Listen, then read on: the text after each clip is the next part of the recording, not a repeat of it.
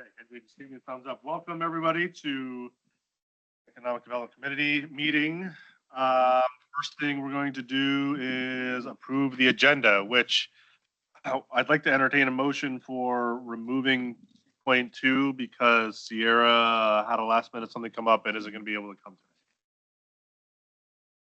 I'll make the motion to remove it. Okay, all in favor? Aye. All right, striking 2.2. Getting stuff done today, Carl. I know. Yeah. We still have to, do we still have to approve? We still have to approve what's remaining. So can we get a motion to approve the agenda? Make a motion to approve the agenda. Second. All fed, in favor? Aye, okay. Minutes from October 10th. Those, Make a motion to approve. Second again. all in favor? Aye. Okay. All right, next up is public comment. None. On to new business. We're going to do community updates. Start with the Columbia Economic Team. Good afternoon. Can you hear me okay? Yep. Okay. Apologies for Sierra not being able to do this. This is Keep It Local holiday campaign time, and we've seen another double-digit increase in percentage of businesses that are participating this year. So she's found herself a little bit swamped today. So thank you for your tolerance on that. There's still opportunity to get into, to participate in the Keep It Local, the various sweepstakes and certainly running up your tallies and entering the drawings and that sort of thing. But the time for actually sponsoring or being a participating business are done. So that's kicking off soon. There are also, Keep It Local is holding a bazaar, a holiday bazaar on November 30th. It's a Saturday, and there's kind of a dual purpose. One, it's triple. It's Small Business Saturday, and we're trying to draw attention and traffic for small businesses. Also, it's an opportunity to hold an event at the John Gum Civic Center, which is our new home. Civic Center, and that's where the bazaar will be. So not only artisans and makers and merchants of all kinds, but also the Grow Greater program, the entrepreneurial program will be there. We're going to have a booth set up for headshots for folks that don't have them for their various business profiles and their websites and that sort of thing, and a number of other elements of Grow. We have currently we have 3 Grow loans. We've been successful getting 3 Grow loans to business expansions and startups in the last 45 days, and 2 technical assistant grants. Those are 2 programs that if you're interested in those for small businesses, please get a hold of us. And an e-commerce series, and we'll try and find the date. We've got an e-commerce series starting in December. It's going to run through April, and we've got a couple of e-commerce experts that are going to lead these 1-hour online classes. So it's online only, very easy to attend. And, whether you've got a website now or you're thinking about doing one, they work for you 24/7, and they don't require compensation and benefits. So I encourage you to take advantage of the e-commerce series. The Small Business Development Center is going strong. We're over 100 new SBDC clients for the year. I think our target is 120, and we should be able to hit that no problem. And that's new. That's not total. That's new. We were over 100 last year as well. We just went through our first site visit with the Oregon Small Business Development Center Network, which is kind of like an on-site audit, and came through that with flying colors. And we've got a business gathering, I believe. Let me just double check. I think it's on December 10th. News, beer, and holiday cheer at Crooked Creek in St. Helens at 6 o'clock. Everybody had enough fun last year. That one. that we're doing it again this year because a number of connections were made between businesses that just weren't even aware of each other, and they're now collaborating or have gone together with what they're doing. So encourage folks to attend that. Tourism, the Travel Oregon has finally gotten its stuff in a pile and is putting out 2 grant programs. One is focused on outdoor recreation, and that's kind of a workshopping thing. And I know that Wallace talked to a couple of people around the city of Scappoose about that. And then there will be competitive grants as well. And currently they're just doing the downloads on how the programs are going to operate, the guardrails and all that sort of thing. But look for more information on those. And on the broader recruitment and economic development realm, 2 things.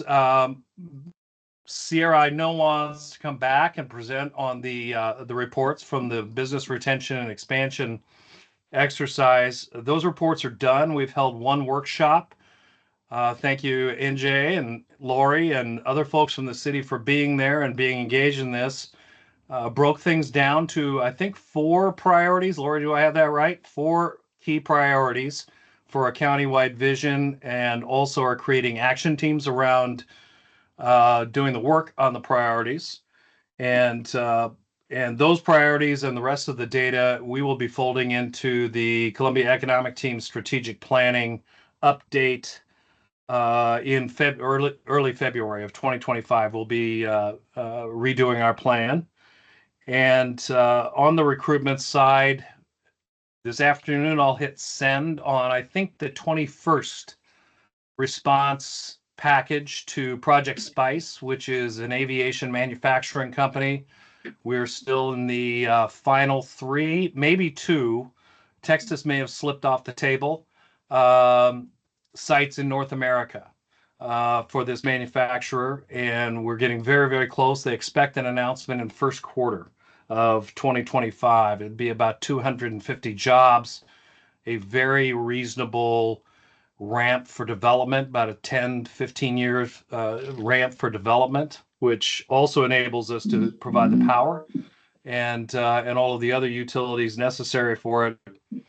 It would be a signature factory for this company, and OMIC and PCC OMIC were huge parts of the draw to our community. So it's good to see that vision realizing itself.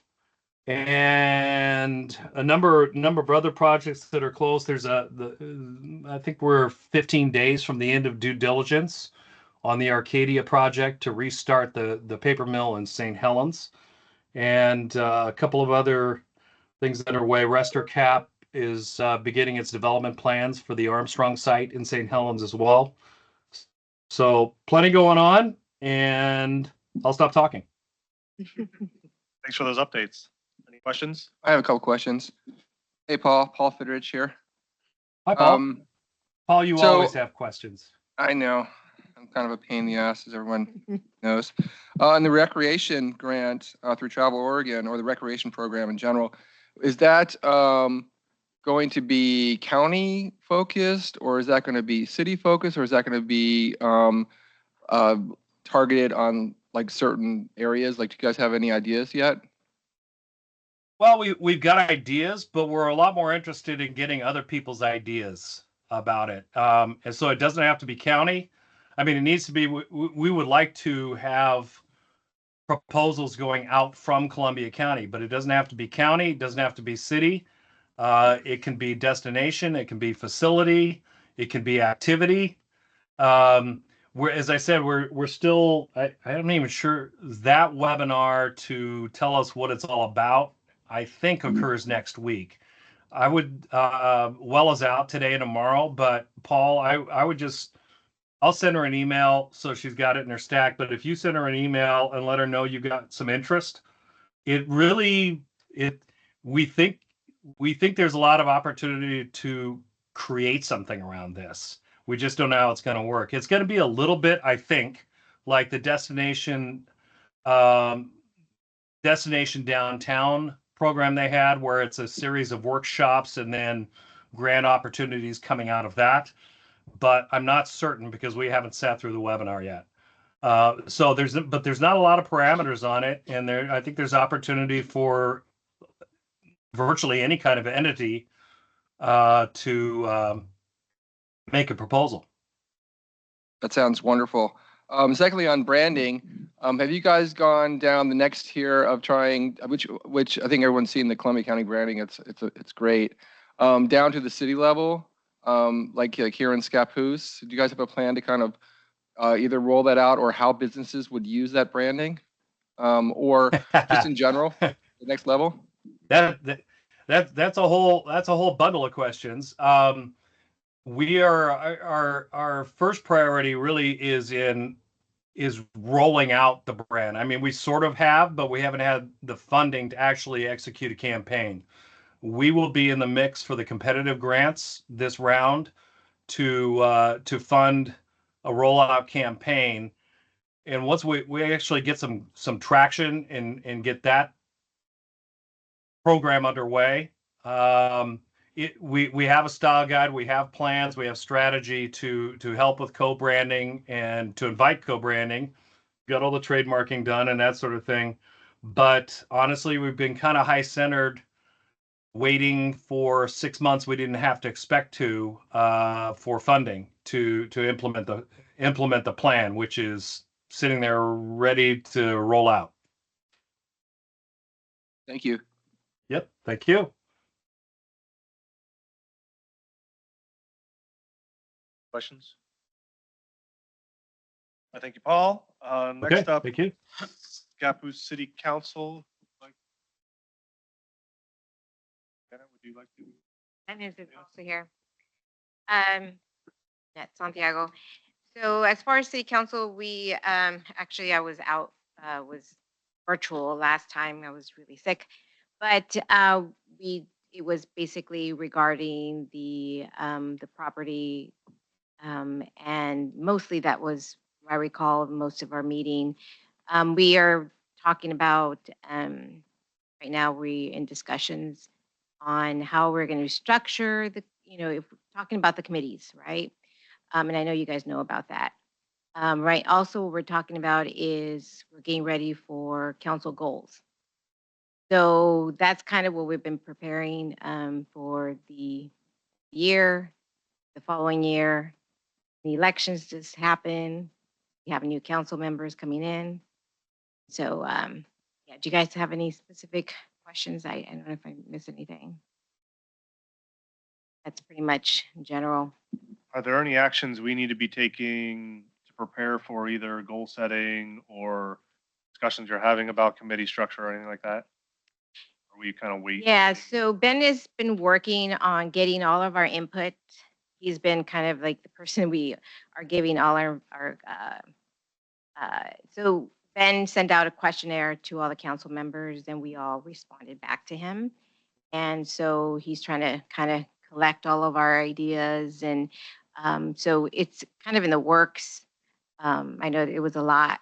And in our last session, Ben did report out general what we were thinking, some of us were thinking.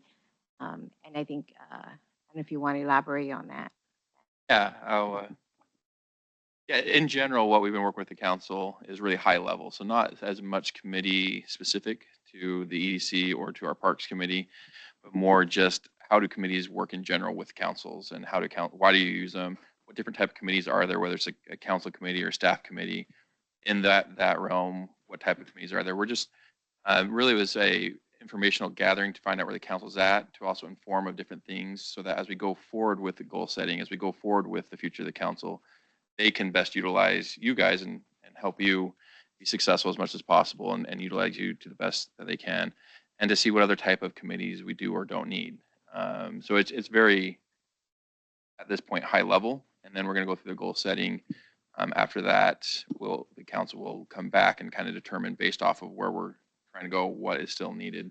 Obviously, the EDC has a lot of use. There's not anything worried about, solving EDC or anything. It's more of how do we best work forward. And at that time, we'll come back and also look at, is there better ways for format or other things as well. And we brought some examples from City of Florence and other things, how they have structured kind of their bylaws, and see if there's things that could be a little bit more clear for staff or for the council or for the committee as well. It's kind of a holistic view on there. So Nothing at this time from the individual committees is needed.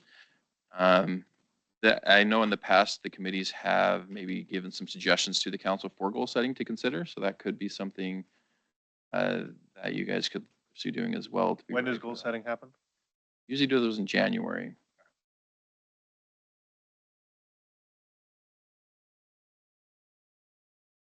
So Carl, should we put that on the agenda for December or? Yeah, it was just, if we as a group want to make a recommendation, then yes, we should be putting that on. And that's typically how we've done it in the past, is that December meeting, we discuss and then make a formal recommendation for council. Any other questions for the council representatives?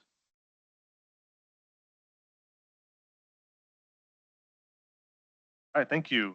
Next up, anybody from Columbia County? How about OMIC?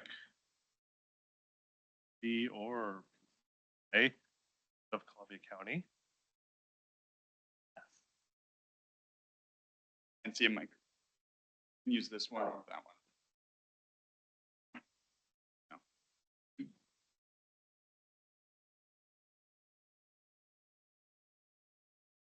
So I think you have the handout that I brought, and it's kind of a quick way for you to see what we're involved in. This is representing our capital improvement plan, and we've got all the projects listed. We've got a rating as to most important to least important, although least important is a misnomer. And I think you can tell that we're looking at numbers that are really daunting. Two particular projects, the seismic refit at Port Westward. We are required to bring the dock into seismic standards, which is going to represent a capital expenditure that makes your head spin. And so obviously we're going to be needing grants. We're going to need a lot of help in order to achieve that goal, along with the project at Railroad Avenue. And this is a project that's been 30 years in the making. The port bought this land from Pope and Talbot, and Pope and Talbot was a company that made railroad ties. So we're talking about a lot of creosote. We knew that when we bought it that there was going to be issues. We didn't know that Pope and Talbot was going to go bankrupt and leave us with the cleanup, the expense of the cleanup. And because it has taken 30 years to get to the place where we even have a plan to clean up, we are now talking about a $30 million price tag. And that's obviously not something we can do all at once. And so we are parsing out this cleanup project in stages. And again, looking to grants to help us achieve the goal. Because if you're not familiar, this is waterfront land down in St. Helens. The potential for this land is huge, but no potential until we get to the point that it's usable, to the point that it's cleaned up and ready to go. And that, I'm afraid, we are looking at decades before we're able to finally get it cleaned up and ready to utilize. Once that finally happens, yeah, it'll be great. It'll be a big addition to the inventory of land here in the county. As far as projects at Scappoose, obviously the Scappoose Airport, we have the generator that is just about ready to be installed and get the electricity up and running. We've got a project ongoing for the resurfacing of the tarmac. Those are the two major projects. We still have a building there that we are trying to, a hangar building that we're trying to get rented. We have now placed that with a professional agency. We still have not had any viable takers or even looky-loos. So anybody that's got a bunch of airplanes and you don't know what to do with them, by all means, come see us. Thanks, I think. And if you have any questions, just feel free to ask. What's going on with the master plan? Is that, what's sparking that? There's major changes coming? Major changes? No, no, no. The master plan is pretty much in place. And this is really lays out where our interest is. And obviously, our interest is mostly in bringing revenue into the community. And the next project, of course, is still in the permitting process. We're certainly hoping that if that project gets approved, that will make a huge difference because, as you're probably aware, we agreed to take a substantial cut in our lease fee, and that has affected our bottom line tremendously. So yeah, we're looking forward to getting that replenished. On the next project, is there any word of like when we'll know if this is actually going to happen, or Huge.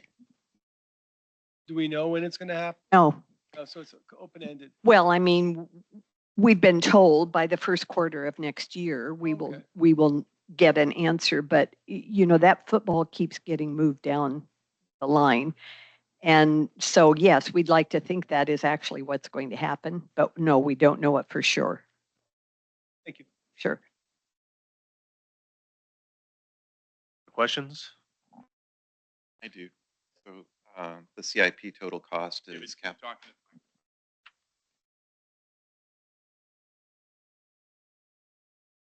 The CIP is capital improvement project total cost, correct? Right. So it's 87 million and then the total cost is 94 million. So what would the total costs be referring to? Those planning, Yes, it includes all the studies 79 that, million. all the studies that, is that what you're saying? Yes, it Yeah, includes the everything, because there's almost nothing we do that doesn't require a tremendous amount of pre-planning. Oh, I'm sorry. I got it. So it's a subtotal. Yeah. Total cost is a subtotal. Subtotal for that. Got it. Yes. I'm following now. Thank you. Let's call for questions. None. Thank you. Columbia River, PUD. Heidi at Columbia River PUD. Paul already reported on Project Spice, so we are continuing to work with CET on that. We have additional work that's starting again on the East Airport Loop. I'm assuming it's to help work with their generator.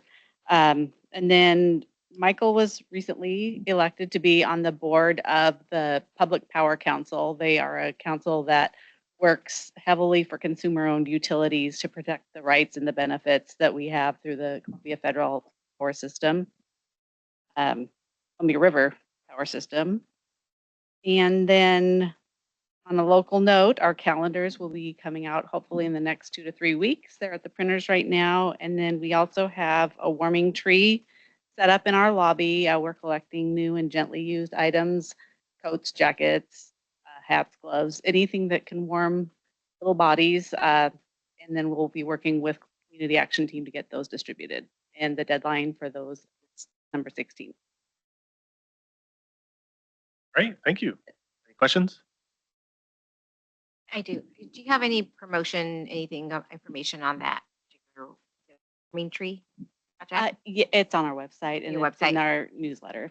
Okay. It should be in your bill. Thank you.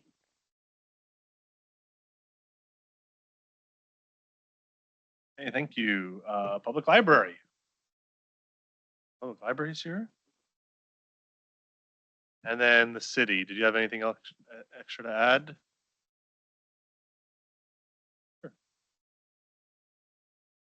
News. So let's see, we still have Wanna Credit Union did submit for land use approval, but we're still working through their completeness comments.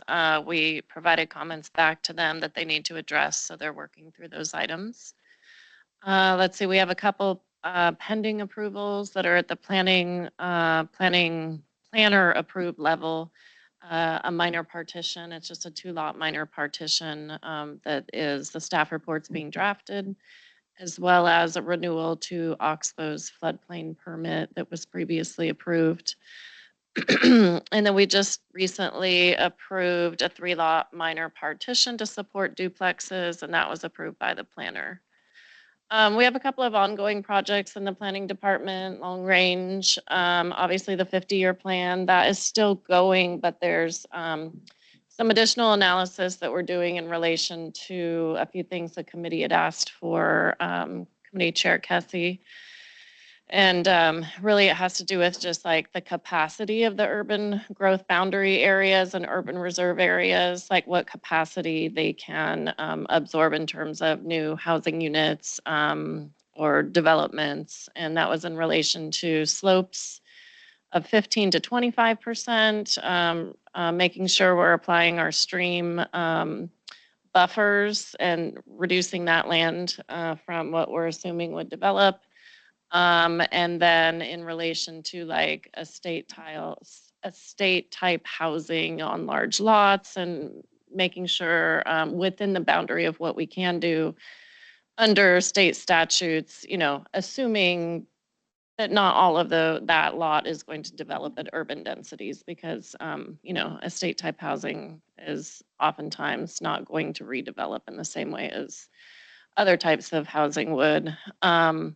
So anyway, doing additional analysis on that. Currently, the plan is to bring back some questions to the decision makers via a work session with Planning Commission and City Council December 16th. And then going back to the 50-year plan committee sometime in probably January to February with kind of the direction we're going, which would likely be the last meeting for that group. Let's see, we're also working, and this has been going on for several years in the background, but the Scappoose Drainage Improvement Company has been underway to recertify the levee. And so as part of that final step in doing that would be a letter of map revision to the floodplain maps because it's on the maps that the levee is officially recognized as protecting large portion of the east side of the city from the 100-year floodplain. There were concerns with that process. CET got involved. It was showing some new flooding on some of our employment lands. And so we've had a series of meetings over the last few years. I did apply for a grant with the state, which was approved for providing some additional analysis of that floodplain study. We've incorporated updated LIDAR. We've incorporated the city's public storm drainage system into that model. All of those things have helped to reduce the new extensive flooding we're seeing on those proposed maps. So that's a positive. It does not eliminate all of the flooding by any means. But what we wanted to get to was a realistic look at flooding and not something that we would probably never see on the ground. So I think we're getting more towards what that realistic flooding risk might be. All that to say, the updated floodplain mapping should be ready soon by the consultant who's working on that. The plan then, once we have the maps in hand, would be to have a public open house with the community, with county residents and city residents here, and invite the consultant in who did that work to answer any of the technical questions. And then once that open house is done, likely the city and county would sign off on that, and those maps would go to FEMA for review. Another item that we'll be going to council with for an update this upcoming Monday night is some changes that are coming down the pike from FEMA in relation to its National Flood Insurance Program, NFIP for short. NFIP was, FEMA was sued a number of years back.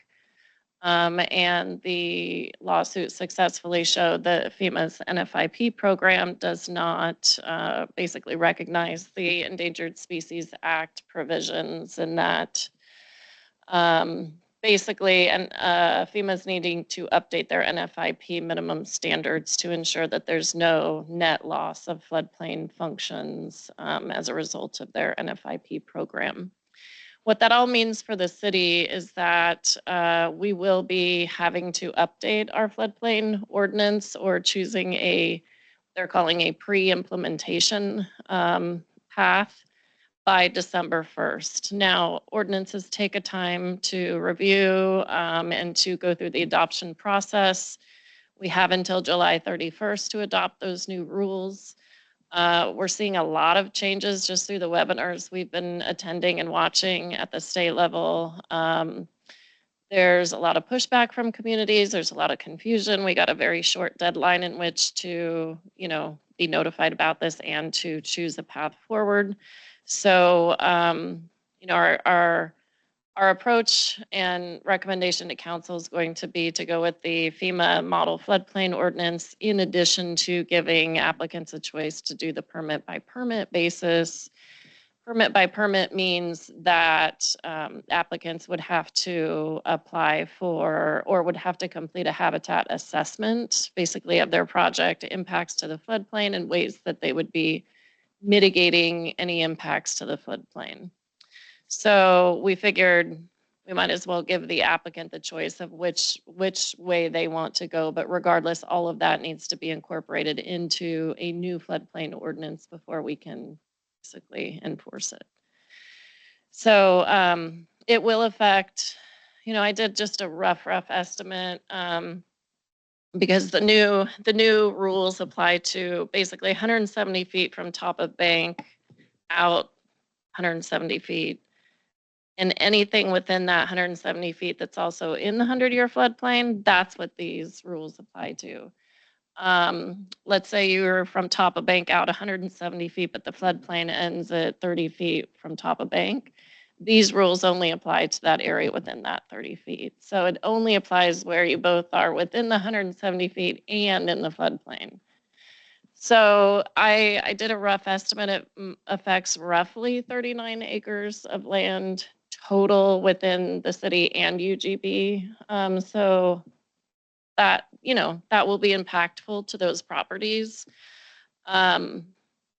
But a lot of, especially on the west side of the creek, a lot of that's built out already through town. And then there's some larger properties that back up to the creek on the west side of the creek, I should say, that haven't developed yet. The east side is mostly developed.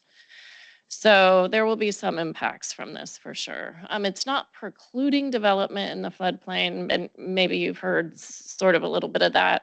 What it is doing is it's requiring mitigation that we haven't seen enforced before. So additional trees planted, additional impervious areas, or low impact development, stormwater swales, things like that to mitigate for pervious surfaces. So lots of changes around that. It's a fast moving topic, but I just thought I'd bring you up to speed on that. We do have still a number of plans in engineering department for review. The Oxbow headquarters, Buxton Ranch plan development is under plan review. There was a urban renewal grant funded project for the Shadley's Coffee, right over here on the west side of 30. That is moving forward. So we're reviewing their construction documents now. So that's great. East Airport, the Commerce Center, there's some site grading going on the east side of the airport, just getting ready for future development. Nothing in particular yet. Still waiting to hear on Project Spice. And then the city will be completing a northwest water line improvement project. So those plans are under review as well.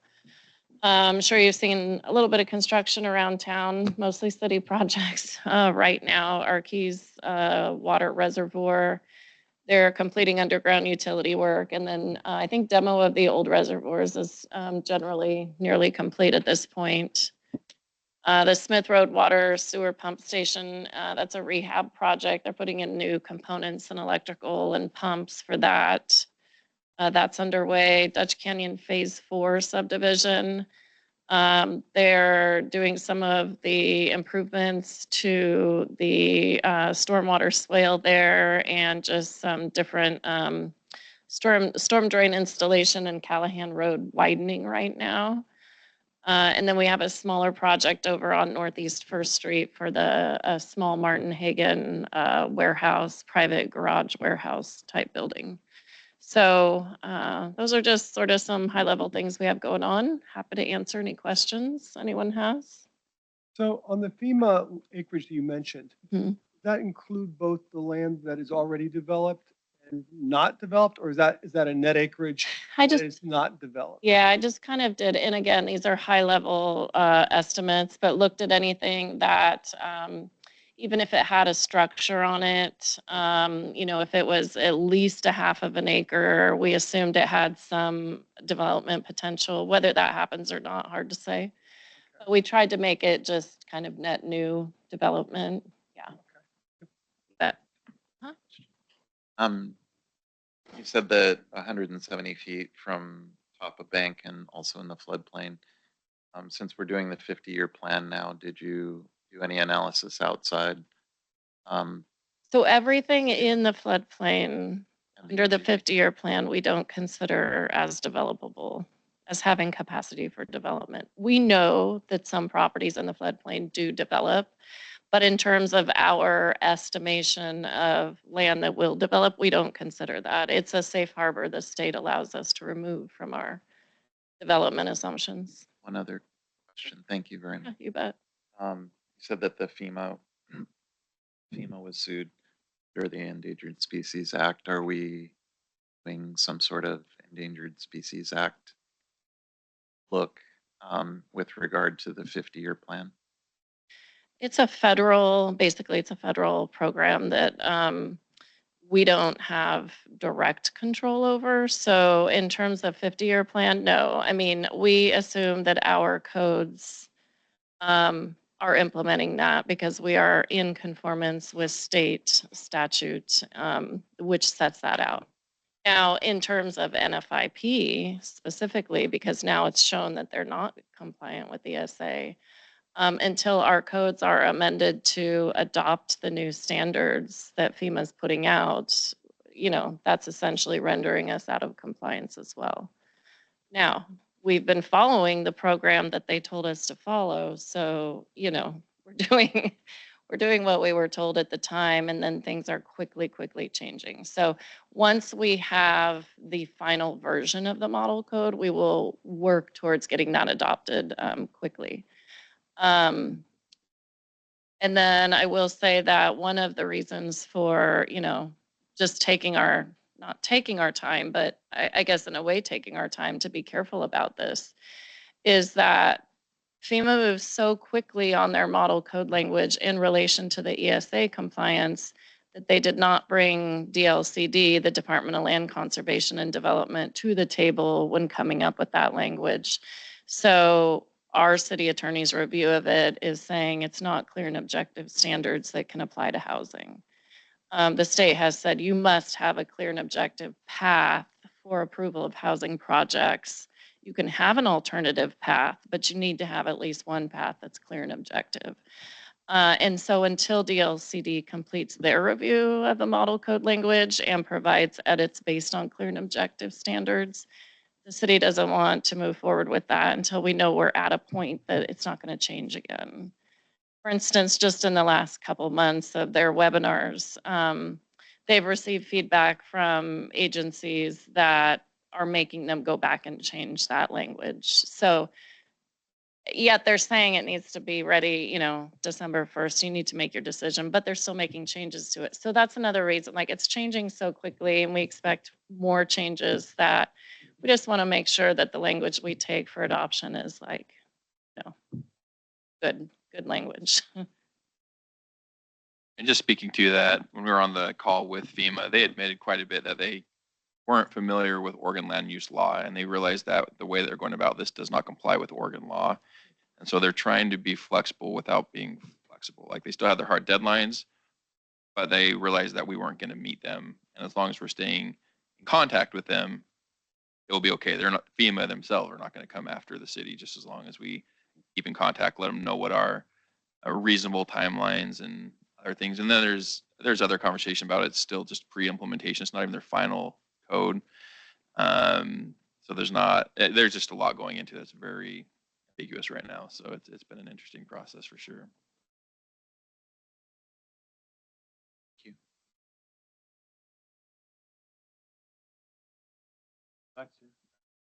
I just have a question. You guys, thank you, Lori. Sure.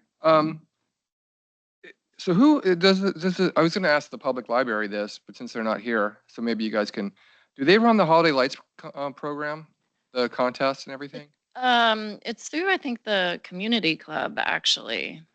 Okay. So, and I'm bringing this to Ben too, just so we don't forget about it, but we've talked about economic tourism in this group, but it kind of always falls like there's no levers to pull.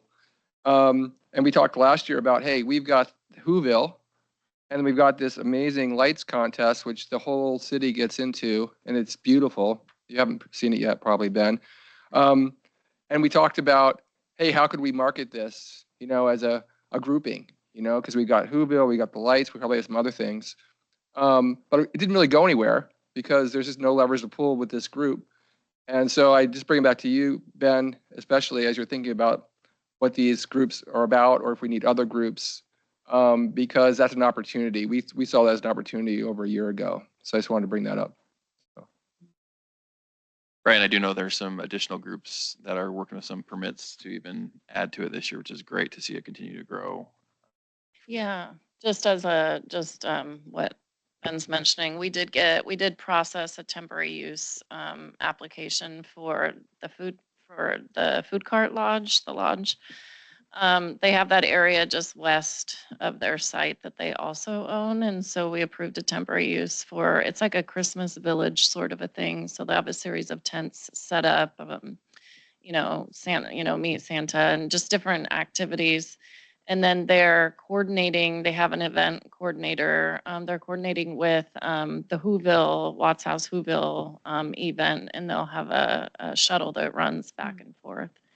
So I don't know if it's, the Historical Society who runs Whoville is going to promote this or get some advertising out there, but that's a good suggestion. And I do know the person that originally approached that's working with the lodge to create this.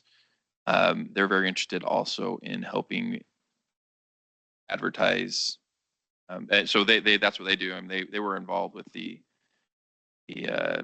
St. Helens Halloween Town thing. And so they're actually starting to get involved here and want to do a Christmas type town here. So there's some community drive to actually start advertising as well. And I think if we can connect with all of that, whether it's through the city or through them, to really start driving a lot of this, it seems like it's organically starting to grow with the will and desire of other people to help market it as well. It'd be great just to see some direction here and define the direction so that there's probably other things in the weeds that, maybe didn't kind of get out. But the whole thing has to be branded together, right, and be cohesive. And I think it's a great opportunity. So I just wanted to bring it to everyone's attention again. Question to the committee. Is anyone involved, any of you guys involved with, for example, Scappoose Community Club or the Historical Society? Personally, I've helped out with the Historical Society, but only on just, real simple things like helping put the lights up or whatever, like on a, like a single basis, like I need somebody on Saturday, with Jan. So, yeah. I know that some of these are just a helping hand. So we can just also be involved by helping those organizations as well.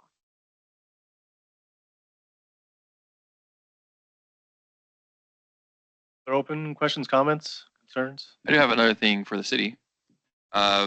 This is for, I think, a great place for the EDC to look into as well, or to coordinate with people you may know. The Oregon Main Street Revitalization Grant opens up in January, and it closes in March. So it's a pretty small window to get a grant, but they actually offer up to $400,000 in grants in your designated downtown area. And so we actually are part of the Oregon Main Street, and we have this designated downtown area, which includes where we're at right now. So any building land.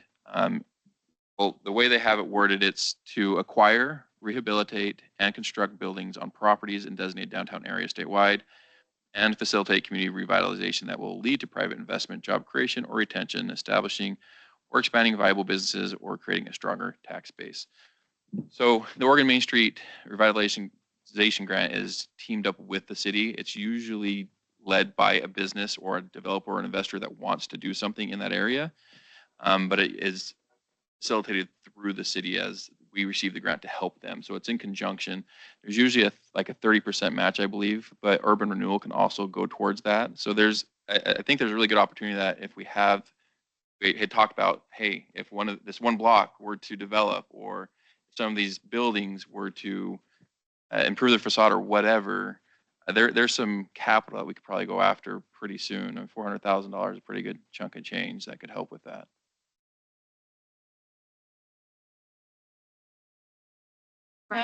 But he reaches out occasionally. He had a question about another property, actually. I just emailed him this morning, but he's definitely reachable. And he is someone I would think to bring to the table when there's a webinar in early January we're going to attend.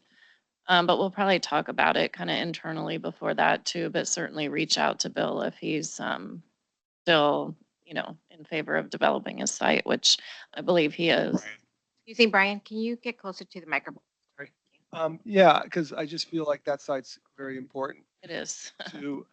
basically, if we got that site developed, we'd have a downtown. Mhm. Assuming it was appropriate development. But there's enough pieces that it would tie them all together. So.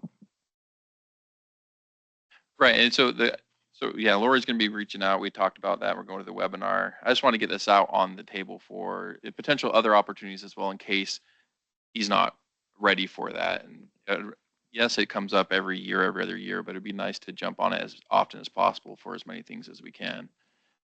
So whether or not that's this development this year or that's next year, we really try to come up with a plan that works with that. And there's another development we go after this year. Just wanted to throw that out for the EDC because probably have some connections or some ideas or own businesses or buildings in the downtown. So just start thinking about that. You can go to you can just look at Oregon Main Street Revitalization Grant. You can kind of see the information about that. Or as you talk to people, it's just want to get the word out there so we can start thinking about it and come up with the best project for our downtown to start, which obviously we have. You do multiple projects or are you limited? You just read my mind. I'm not sure. I actually think some cities have sent in several and they don't always. Do multiple, so you could divvy it up because obviously if you could get multiple projects out of one round of grounding, Right. it would be Huge. beneficial. Right.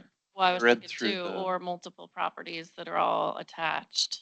Well, that was another one we talked, not just doing one facade, but we could do like a whole block of things and make it all unified in one type of look, which would be kind of I think that'd be a really strong type of grant because it's multiple businesses all with one joint unified effort would be a really good way to go towards a grant. And that could be something for the future too, because we had talked about, I think it was last July. We had talked with this committee about the downtown overlay language and about going out for a TGM grant this coming spring that would help us look at the language we have in our code and kind of come up with that downtown plan and what aesthetics do we want and, really update that code to reflect current priorities. Once that is done, that would give us really good, information in hand then to go out maybe like we do a different project this coming spring, but the following year, once we have that new language in place, we look to go for a grant that would maybe, it'd be amazing to actually bring a whole string of the buildings on Highway 30 frontage, up to the new design standards. Just a thought. Now, is this grant every 2 years? It's either every year or every 2 years. I believe it's every year it comes open, but sometimes depending on funding, it goes to an every other year. I don't remember if this one applies that same way, but I've seen it kind of Oregon Parks grants kind of depends on the year. So just looking at their history, it looks like the last 3 they've done it in a row. So Yeah, I think, bless you. I think that if we're talking about this committee going to council for goals, maybe that could be a goal that we a plan for 2025. I think it's a little quick for this January. So the applications need to be in by January 25? It does not necessarily go through this committee. I just wanted to bring it to this committee because they have So- contacts, because really this can be a private run initiative that they just kind of partner with the city. Right. It's not a lot on the city's side, especially if you already have the private investor with a project and plan ready to go. We're just signing on and saying we're in support of what they're doing. So if we can really get the private side to get their stuff going, it's pretty easy to even get it on this time. It's just a matter of getting the word out, because that gives a couple, 2-3 months to actually get a plan or get the word out so that we can then apply in January, February with the private business. So just to clarify, it has to be set by 2025 with a public entity or a developer in order to get the grant. Is the grant application due in January, or is it? March. The grant opens up in opens up January, in January, and okay, then it's due in March. okay, perfect. And so there is still some time. I wouldn't want to just start talking about it in January though, because plans take time. So, For the better, I think. right.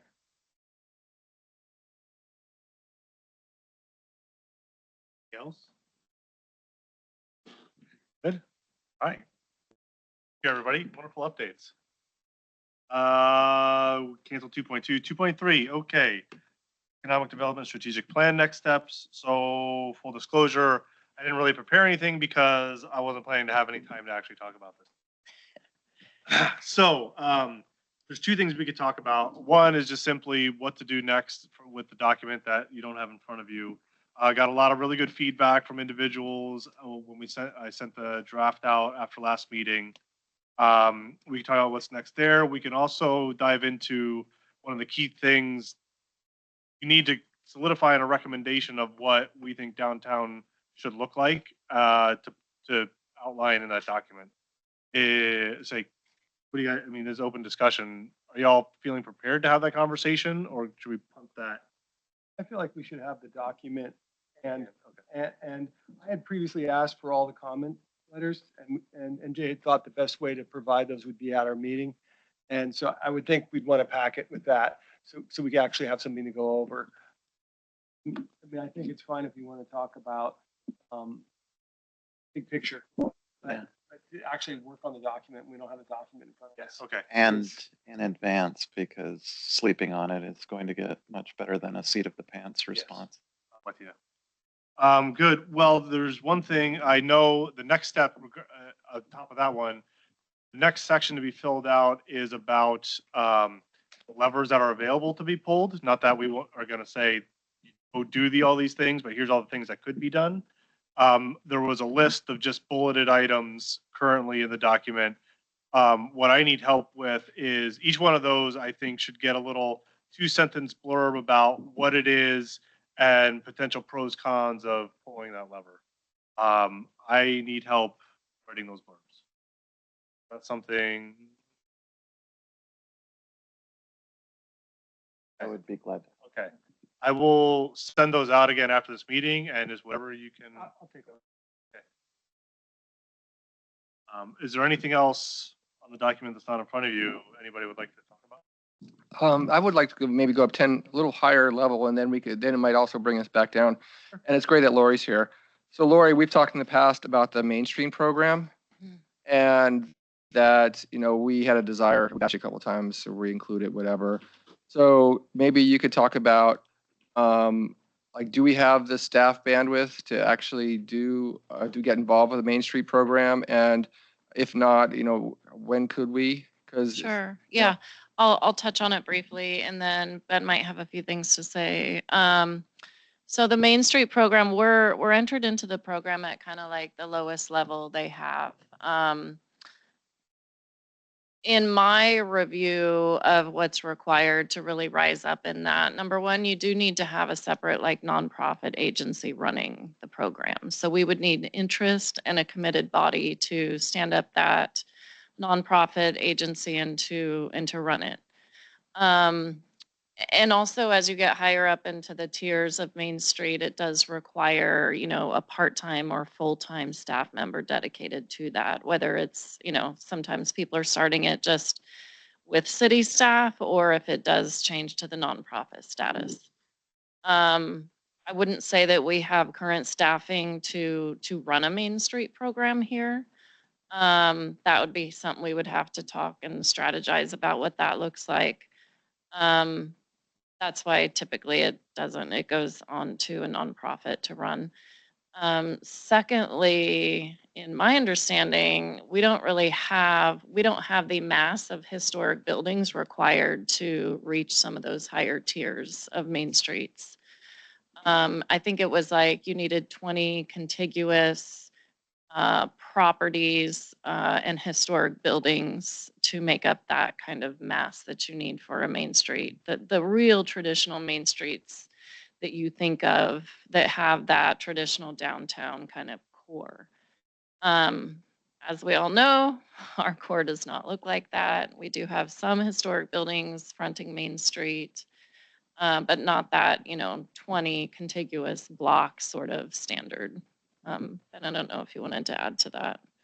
Yeah, I was just gonna say, what I kind of envision is the EDC right here is kind of already the start of creating our Main Street program. You guys are coming up with a strategic plan. We're doing all the work. We're already part of the Main Street organization. That Main Street revitalization grant requires you to be part of that. That's why I had brought it up. So we're already part of the organization. It's just at this point building it. And so working with the EDC, working with our local businesses as we start to develop this downtown, that program will just continue to grow. And at some point, yeah, it will break off to where we have a separate group that runs their own downtown program. But I wouldn't say it's today. There's still a lot of groundwork to be done, and which we're already doing, and which we're working with you on that. So, Lori, are those best practices or are those must do's? Like, does it need to be like a nonprofit, or is that just what other, like for It's instance, just what we've heard for best practices. best practices? Okay. To my knowledge, I don't know if you know if there's it can rules be at anything. that There just has to be point. somebody who runs it. I mean, it can be the city, it can be a nonprofit, it could be a private organ. It doesn't really matter. It just needs to be some organization that actually runs that program. And I guess the question is, what do they do that's different than what we're doing anyways? I mean, we can still qualify for grants. Typically, these Main Street programs that I see when I've worked with, I went down to Klamath Falls to the Main Street conference they had 2 years ago. They're kind of, maybe that was 3 years. Going through the program that they had and what their Main Street program, I don't know if it's a nonprofit or no, but they had somebody that had their own grant programs. They started to run, fundraise money. It was almost like a chamber of commerce on crack, just focused on downtown. And so people had to pay dues to it. They did advertising and marketing, and it was just kind of something really focused there. And then they'd work with the city, with urban renewal, to try to get those grants to co-op with what their grants are doing, to help also with what the city's vision of the downtown look like. So, but then you get down to independence, and theirs looks a little bit different. Like every city is a little bit. I've been to 3 of these conferences, and every one we've been to, everyone looks a little bit different. So there's no. Just to echo what you said, it's a best practice, but we make it how it works best for us with the size of the community that we have. It just sounds like it'll be hard to get momentum because we don't have that start. We don't have a group of businesses that are all tied together that goes, okay, well, this could be a great opportunity. That's why I'm just kind of wondering if we are going to get something going, will it be through staff time? I guess that's the question I have to Lori. And if you don't have the staff time, is it just, And I think it's, I think there's a potential to have staff time to dedicate to that. I think it's just like getting some of our longer range planning projects completed, and then looking at sort of the structure in the city and the planning department and staff in general of who is the person that takes that on, because there could be, more potential for me to take that on in the future. It's really having a holistic look at that, I guess, as we move forward with our work plans that we know are coming. Some things are wrapping up. So I think it's a possibility. did a little digging into the program, and it also requires participation of the individual property owners, correct? And so that's something that we could try to spearhead. But In past years, we've tried to get a variety of property owners more involved, and we have not succeeded. And so I don't know, I'm saying that not to try, but it seemed like a lot of the property owners. Now, there has been some change in ownership in some of the buildings, so that could be beneficial.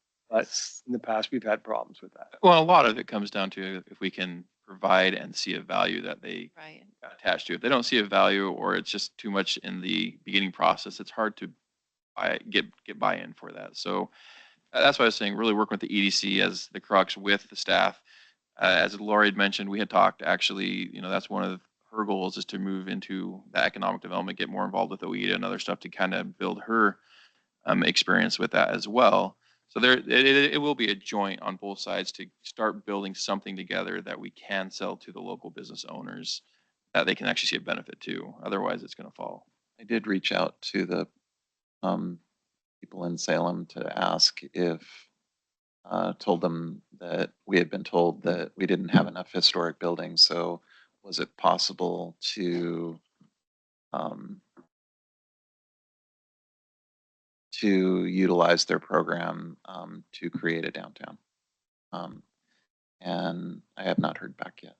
But I thought I would just approach it from that angle rather than applying and getting shot down rather than. And it's we're in the Main Street program at that initial level, like I said. So we actually can apply for grants and things. It's just some of those higher level of Main Street that you need that block of the 20, I believe it was 20 sites. So What is the benefit if we can apply for the grants? What is Right. the, what is the substantial benefit of being at the higher level other than if you want to use it as a more or less a chamber of commerce? there's a lot of information online on the Okay. national program versus like the state kind of program. And so you can see like the different tiers and what they offer. I don't know it all Okay. offhand. Okay, no, that's fine. I wouldn't Yeah. expect you to. Yeah.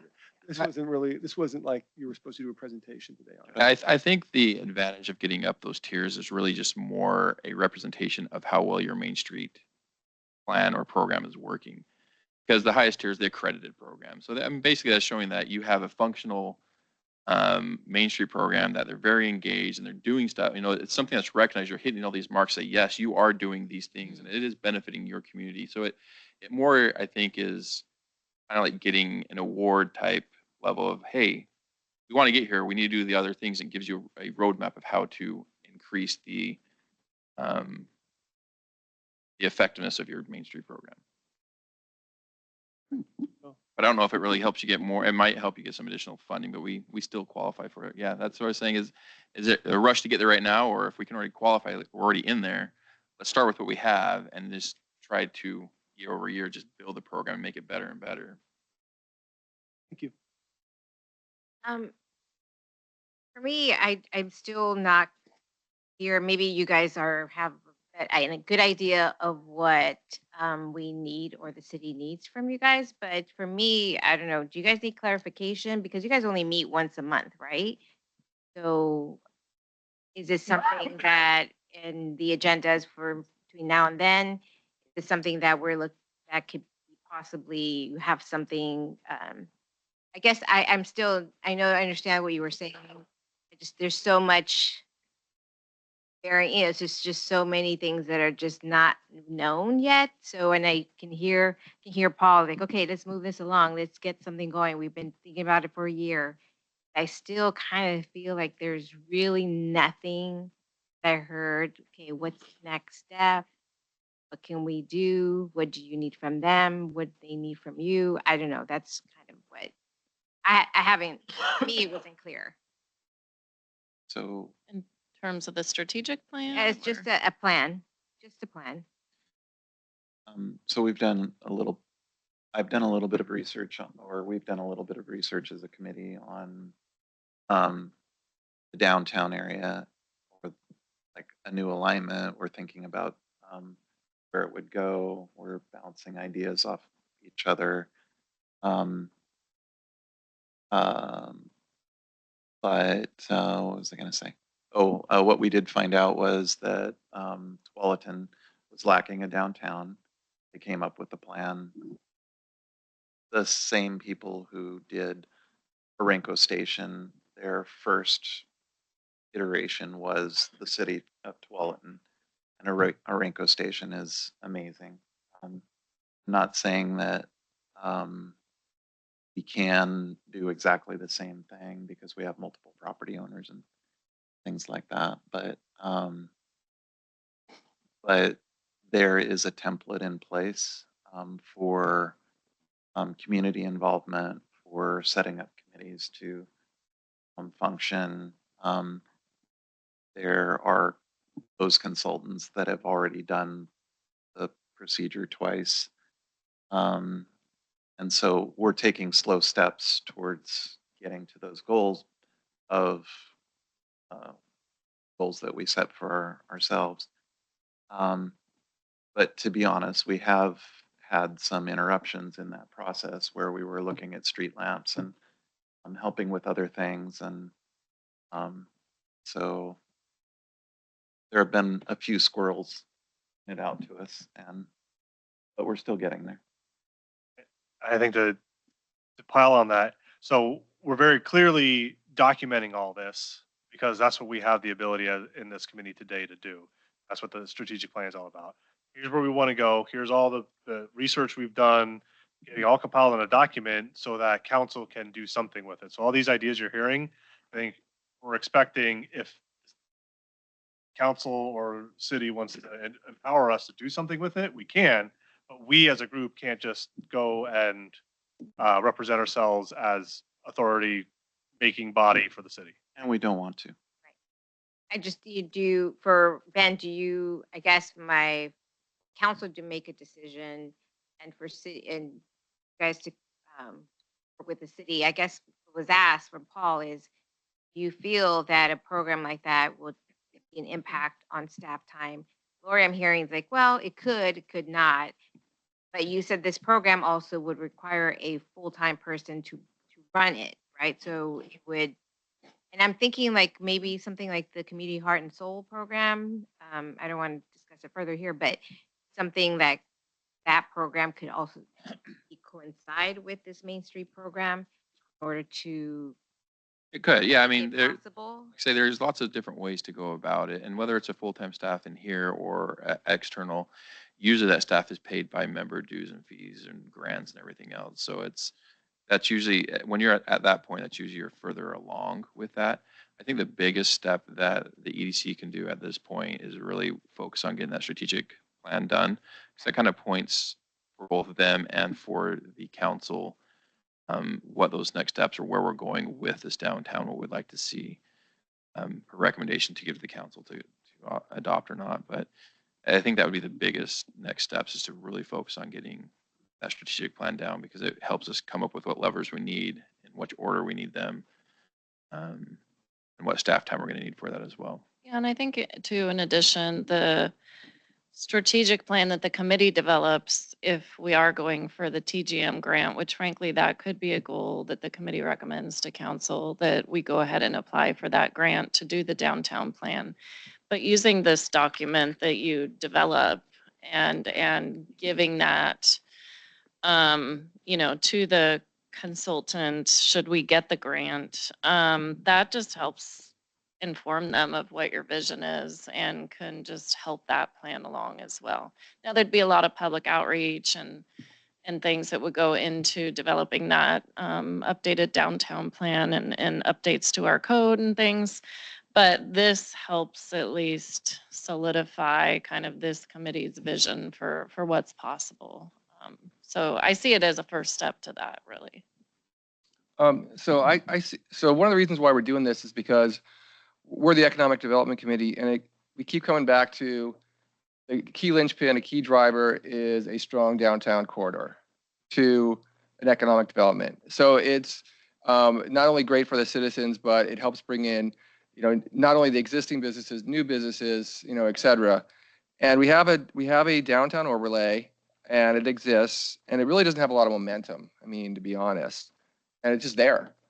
And so, as we've been meeting, we've always said, man, we got to get, it's very important. We keep hearing, like, we don't have a downtown, we're trying to get the ball rolling with it. And one of the ways we could do it is through the strategic plan, because that is in our charter.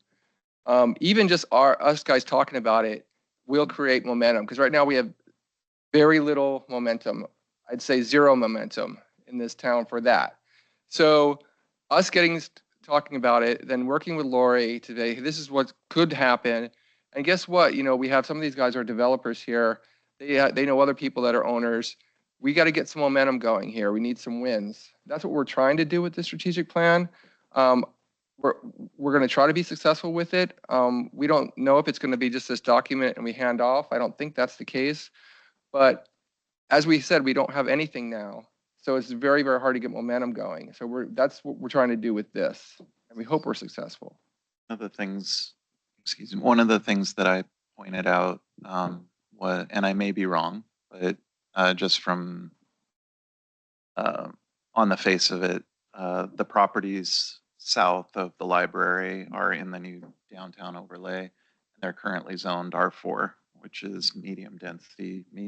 Am I correct? Medium. Yeah, but it has the overlay too. And so those properties still could develop with mixed uses and other uses as well. There's quite a robust list I helped, currently. yeah. So they don't have to go through a zoning change. I actually worked on that with Lori and some other people. And we set it so you could build a 4,000 square foot commercial building on it. 4,000 square feet is as big as you're going to fit on any of those lots. So it doesn't need rezoning. So it could be commercial or it could be mixed use. So you'd have your, similar to your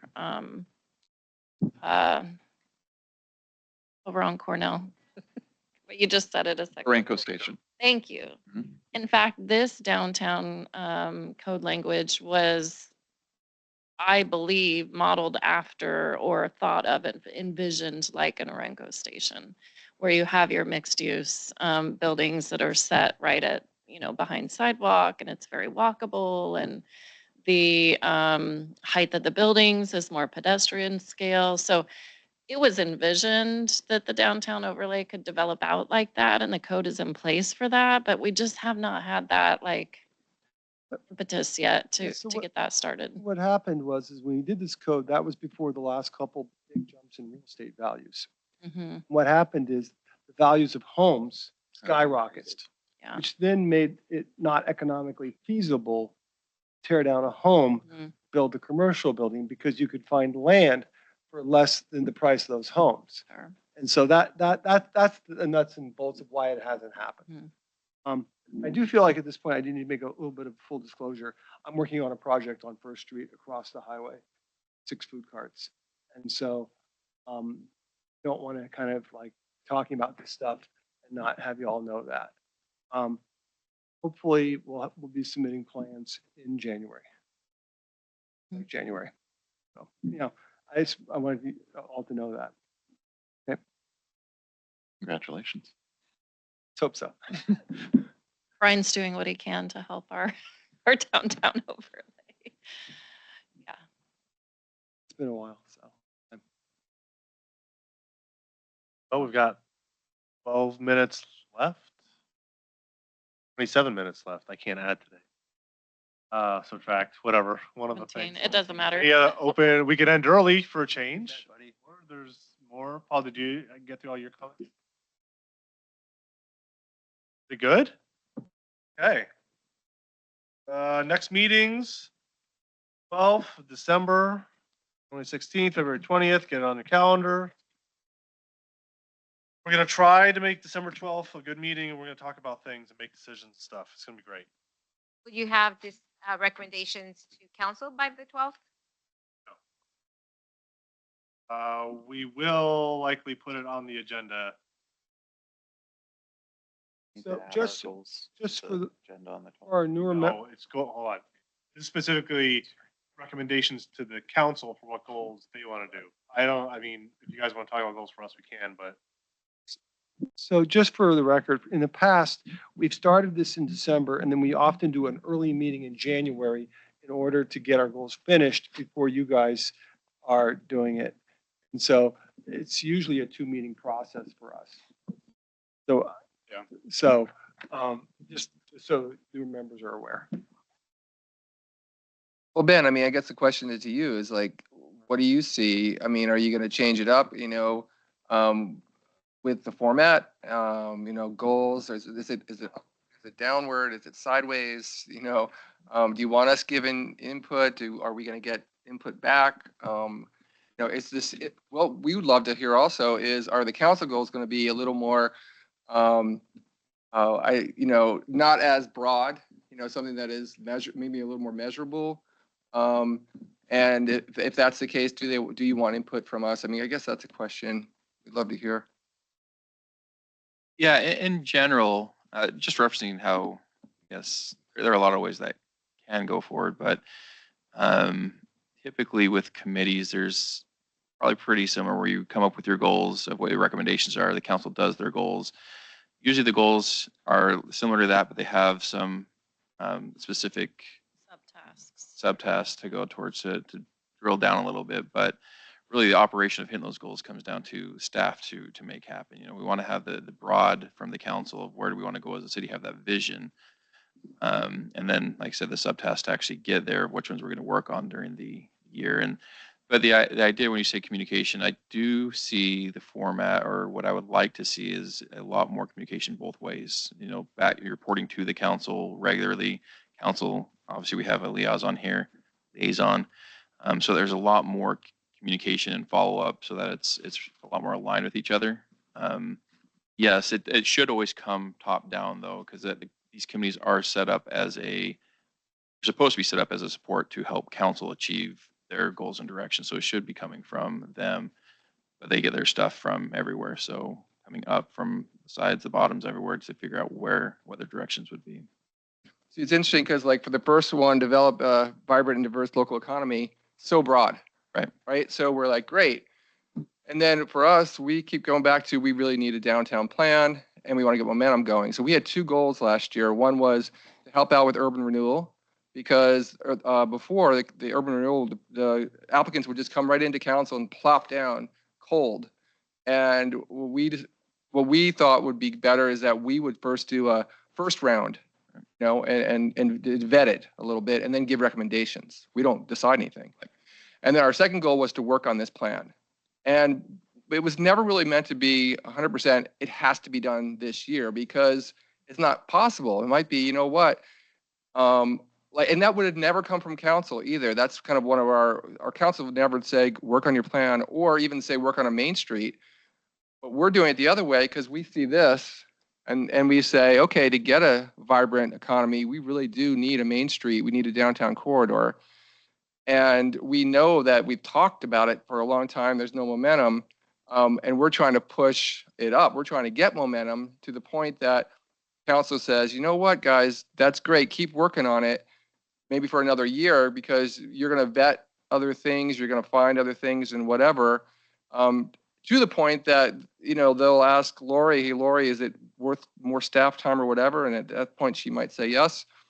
So I guess we're just open too. We want to help council. At the same time, I think there's a lot of great ideas here, and also the wealth of backgrounds. So whatever you see fit, Ben, especially with Lori's help, we're open. So I think that's the point of keeping the council goals a little more broad, because you guys are the experts. They put together an EDC because you guys are business owners, developers, and you have that experience. So as opposed to pegging you to something specific, the idea would be, we'd like our diverse local economy. And they came up, I don't remember what the subheadings were this last year for those, but staff has leniency to kind of go out and make that happen, or to provide suggestions that the EDC as well, like, well, what's going to make that diverse local economy based off, and then we come with those subtexts, try to work towards those this year. But it's not always just a 1-year thing either. A lot of times when you do these goal settings, it will cross over to many years, because some things, when you have a vision, and it very rarely is a vision accomplished in 1 year. You just want to take bite sizes, and sometimes those things take many years. Sometimes they are done within a year. Sometimes they're done within a month. So we really just want to get that overall vision, have the bite-sized pieces, and start working on them in the appropriate priority. Obviously, getting feedback from experts who are in it every single day, because you're going to be a little bit more on the ground and real about what it takes to get there compared to a good idea. So realistically, the Orenco station is not going to happen due to, well, if we find some property somewhere. Find the right investor, anything can happen. It's just about Yeah, right larger, opportunity. larger piece, but not without doing something drastic like, Bring light rail out here. Right. so. Yeah, or some sorts of tax abatements or some very targeted, you know, Just pay for it all. incentives. Yeah, or pay for it all. Okay. So I would Yeah. encourage, so I would encourage things like that. And I'm not in a position to do anything major or even probably something minor. But, and I'm not encouraging you for personal gain, but the tax abatement does move the needle. Sure. Service development charge relief does move the needle.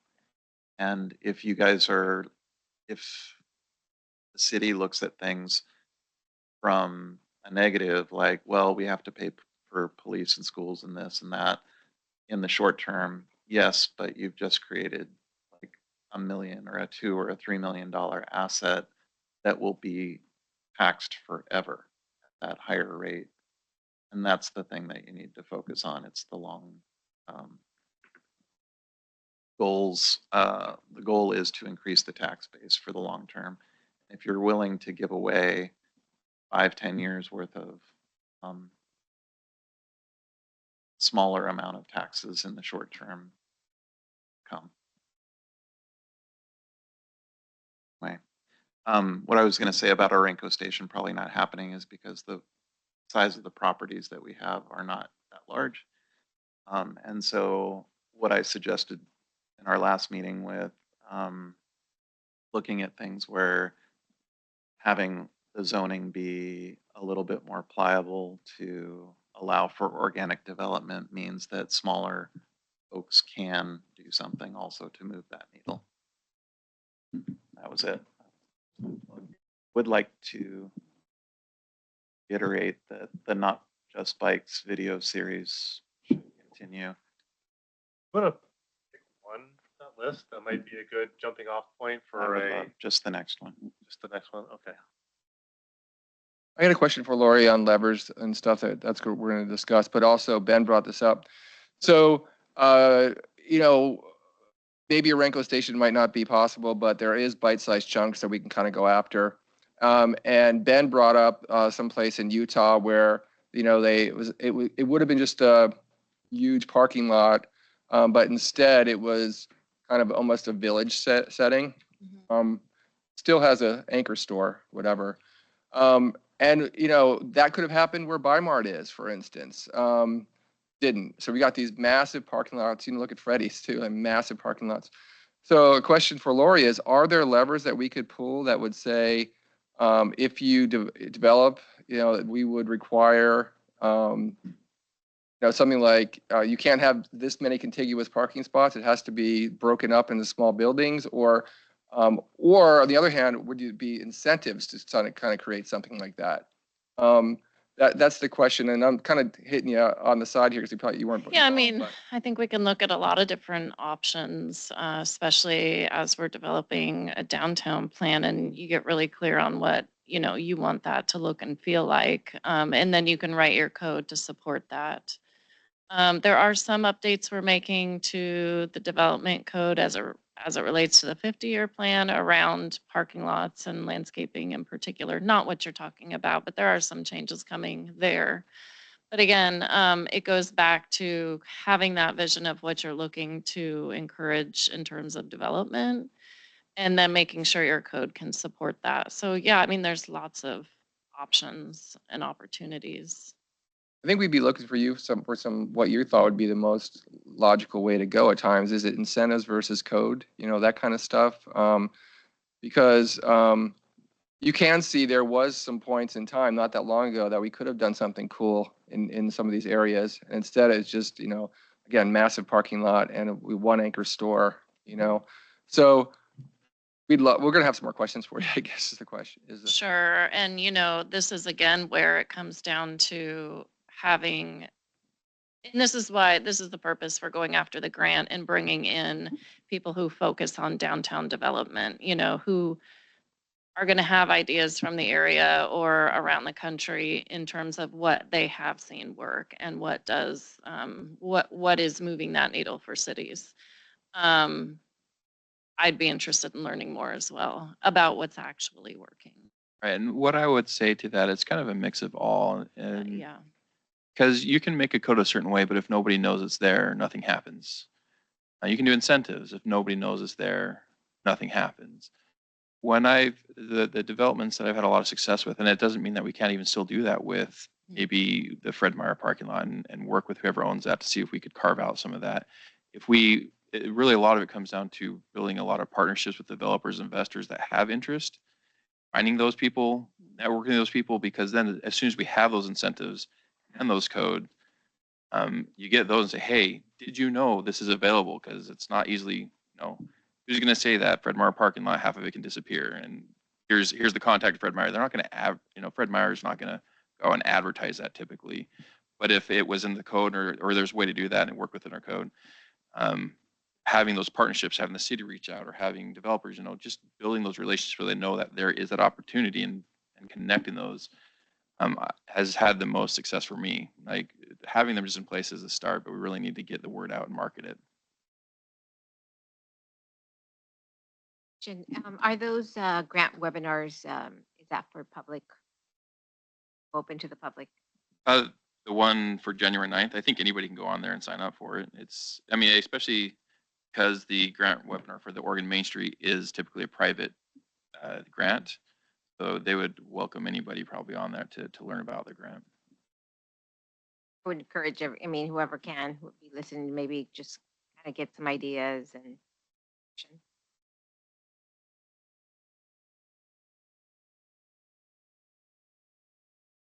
Call the meeting, Carl. Okay. Last call. Anybody else have any thoughts? Carl, there's 50 minutes left. How do you? Ms. Cavalachi. Okay, everybody. Thank you. Great meeting. See you next month. Thank you.